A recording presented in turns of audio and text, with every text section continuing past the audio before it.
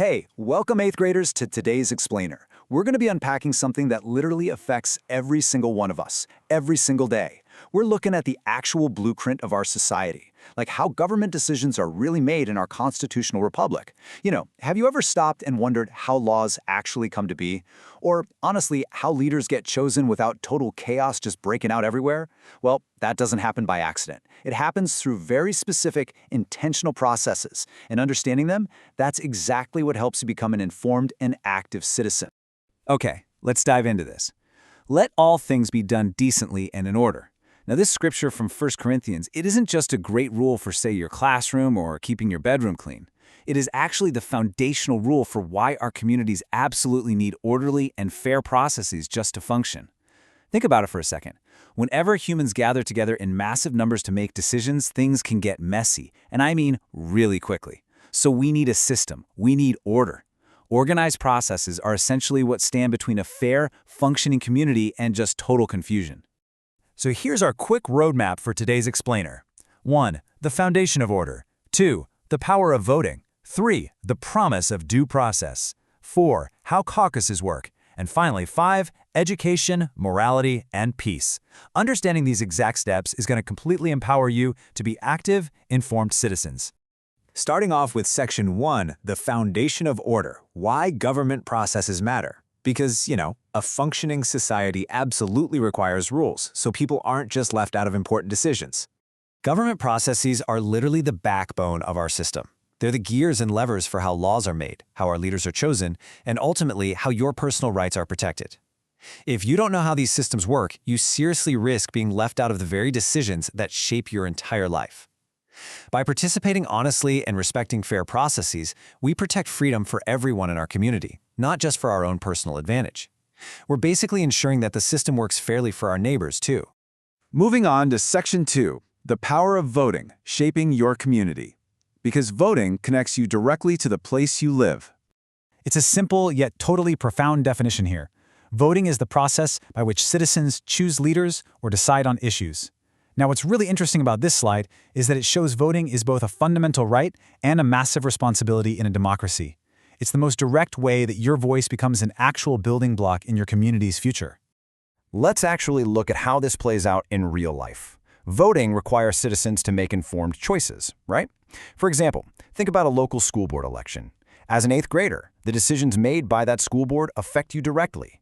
They're the ones deciding how your schools are run, what resources you get, the community policies, all of it. When residents go out to the ballot box and vote for these candidates, every single vote adds up to shape that community policy. It's definitely not just a drop in the bucket. It's the water that actually shifts the entire current. All right, Section 3, the promise of due process, justice for all. This is where we see how the system intensely protects individuals from unfairness. Due process is basically the legal requirement that the government must respect all the rights owed to a person. Now, knowing this definition means you know exactly how justice should work for every single citizen in your community. The government obviously has a lot of power, and due process is kind of like the leash that keeps that power in check. It guarantees that the government just cannot take away your life, liberty, or property without following a very strict, highly fair set of rules. If someone is ever accused of a crime, due process guarantees some incredibly specific protections. You're guaranteed a fair trial. You have the absolute right to a lawyer to actually help you navigate the tricky legal system, and you're given a real chance to present evidence in your own defense. Due process ensures these protections are never, ever skipped. It simply means the government has to play by the rules before they can hand down any kind of punishment. And this brilliantly illustrates why this concept is just so incredibly vital. On one side, we have fair treatment, where due process is totally respected. Rights are honored, trials are fair, evidence is allowed. But on the flip side, if due process is ignored, we get unfair treatment. Rights get violated, judgments are totally rushed, and you end up with basically no defense.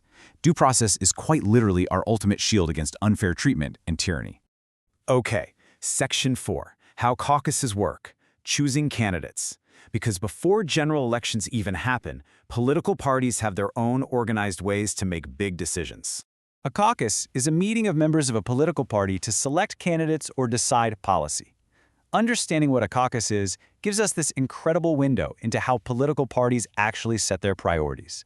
Instead of just quietly walking into a voting booth and secretly checking a box, a caucus is a much more interactive, community-driven event. Let's make this super concrete for a second. Walk with me step by step through the famous Iowa presidential caucus. First, party members physically gather together in everyday places, like school gymnasiums or community centers. It's a real meeting of neighbors. Second, the members publicly show support for their preferred candidate.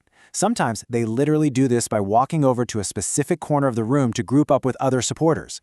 It's a really fascinating, highly organized way for people to deliberate and choose who's going to represent their party on the big national stage. Section 5, Education, Morality, and Peace, the HeroesMart Academy Philosophy. Let's move to and see how this builds into the overarching philosophy of why we're even learning these skills in the Godly Learners series. Look, education without morality is going to hurt. We really have to ask ourselves, and I'm speaking directly to you, 8th graders right now, what is the point of being smart and supposedly highly educated if you completely lack a moral compass to guide your choices? If you figure out exactly how the political system works, but then you just use that knowledge to lie, cheat, or harm other people, your education isn't helping the community, right? It's actively hurting it. Being smart simply isn't enough. We've got to intertwine biblical morality with our education so that all this knowledge is used for good, for fairness, and for true justice. And that leads us to a really beautiful promise.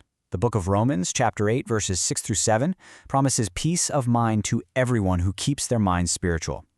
Intertwining biblical morality with civic education genuinely brings a deep peace of mind. Think about it. When you operate out of honesty and a real desire for fairness, you don't just build a better government, you actually build a much more peaceful life for yourself. And honestly, that is the exact experience we intend for you guys as you engage with all of this content. So the crucial point is this.